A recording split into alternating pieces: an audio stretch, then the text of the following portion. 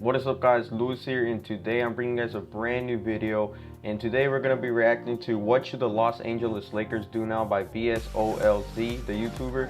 Link in the description to his YouTube channel, to the video.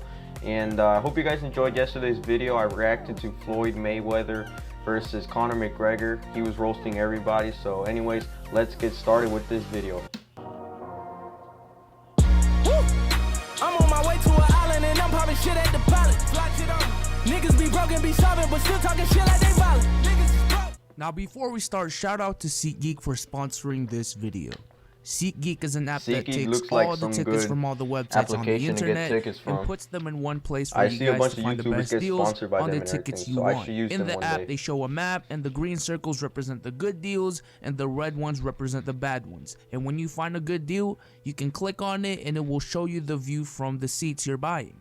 And thanks to SeatGeek, I can give you guys $20 back on your first order by clicking on the Me tab and entering my promo code BSOLZ. BSOLZ is his name, alright. You can download the app from the link in the description. But now on to the video. The Los Angeles Lakers, 16-time NBA champions, one of my favorite players. I actually have a jersey over there. I would show you, but we're watching the video right now. They deserve better. The NBA is simply better when the Celtics and the Lakers are good.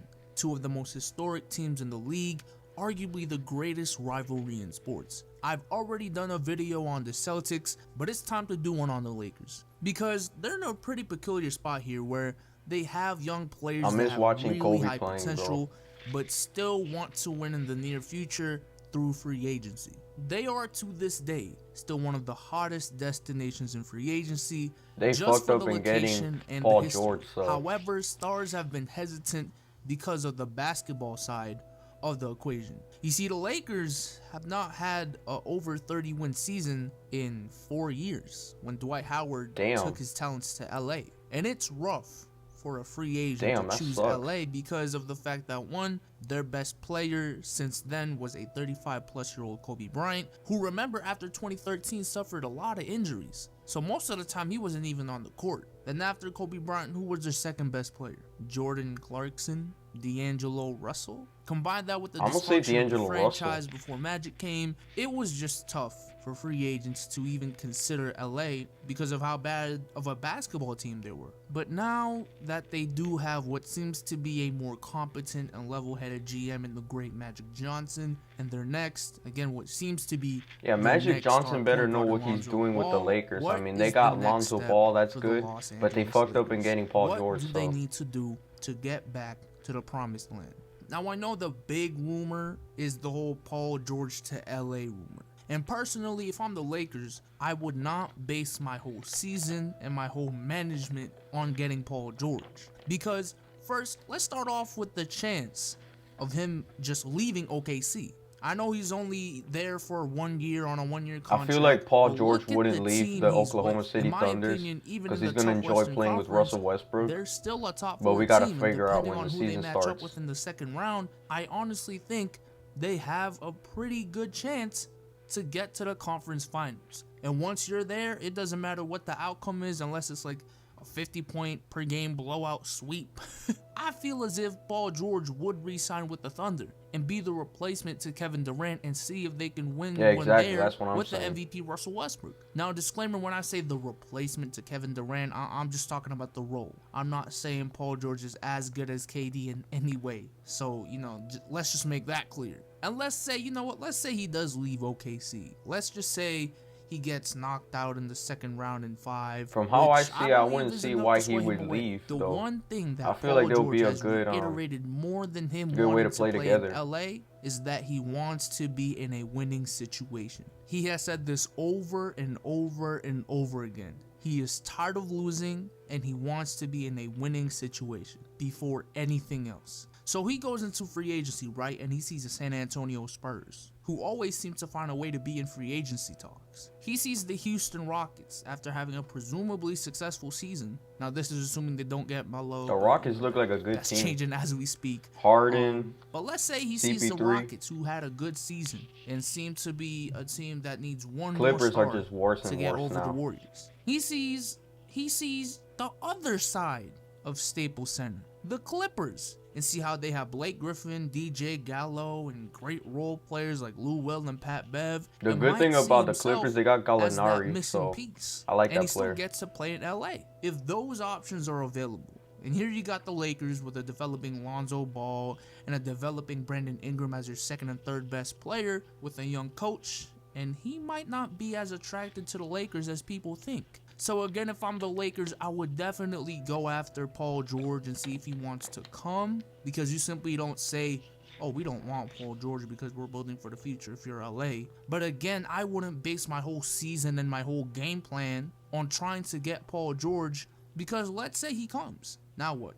Are y'all better than the Wolves, the Rockets, the Warriors, or the Spurs? I don't think so. But I know some of y'all might be thinking, they have room for 2 max free agents. It's not just going to be Paul George. Again, I would obviously put myself in position just in case they want to come. Because if you have a chance to get Paul George and LeBron in the same offseason, you do not pass that up in any I wouldn't see why LeBron would not want to year go. I mean, he has a house in Los Angeles. His kids go to school in Los Angeles. That I want Paul George, that'd be nice. LeBron, Lonzo, and Paul George. Luke Walton because Paul George likes Frank Vogel. Plus, the Cavs ain't doing shit this offseason. Like Jose Calderon, that's the best they could do. LeBron James actually wants to play with David Blatt again. I wouldn't try to get a Mike Miller or, you know, these old Miami Heat players or these old Cavs players or these old Pacers players like, you know, George Hill, for example, just for the fact that I want Paul George on my team. I wouldn't do that,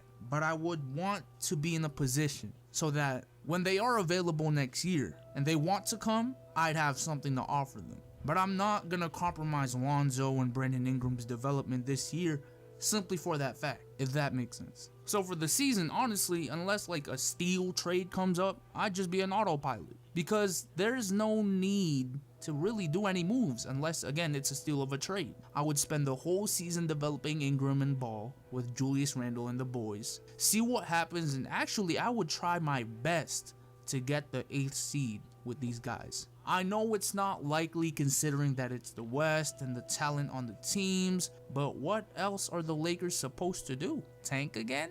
Because the Celtics have their pick, and if they're trying to attract these free agents, it sure would help to see that the Lakers actually made the playoffs and are 1 to 2 pieces away from being a title contender. So the Lakers situation, you know, is actually pretty easy. Just develop the young guys, keep on playing them, try to reach the playoffs this year because you have nothing to gain if you don't, and make sure you I could see the Lakers developing young players and be the next Golden State Warriors. If they That's don't, what they did. They got people from the free agency, young guys and try to take like Curry, over the next era Harrison Barnes, Thompson, and Draymond Green. They developed them, and look at where they are right now.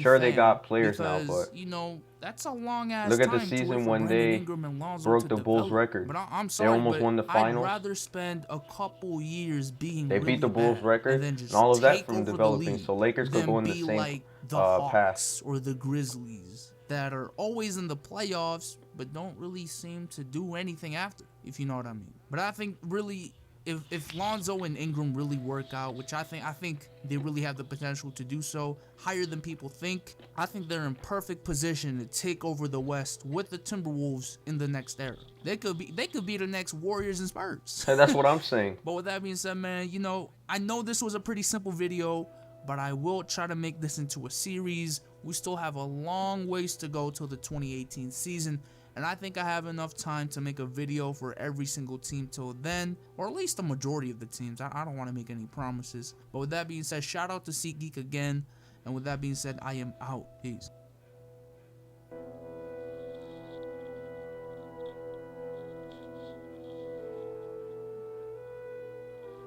Alright guys, so that's the end of the video. You know, like I said, the Lakers could be the next Warriors if they know how to develop their players. If you guys are wondering what's my favorite team, I like Miami Heat. We got Kelly Olynyk from the Celtics. I like that because I like Kelly Olynyk. A bunch of people don't like him, but I do. And honestly, I see maybe the Heat going to the playoffs this season. I don't know how far, but we got to see how they do this season. The West, there's just going to be so much competition, and yeah, you're right. I think that LeBron should go to LA if they could get Paul George, and I don't know what else. But anyways, I hope you guys have enjoyed this video. If you have, please leave a like, subscribe. Link in the description to my Twitter, and I just created an Instagram account for my YouTube, so if you guys will please go follow, and I'll catch you guys on the next one. Peace.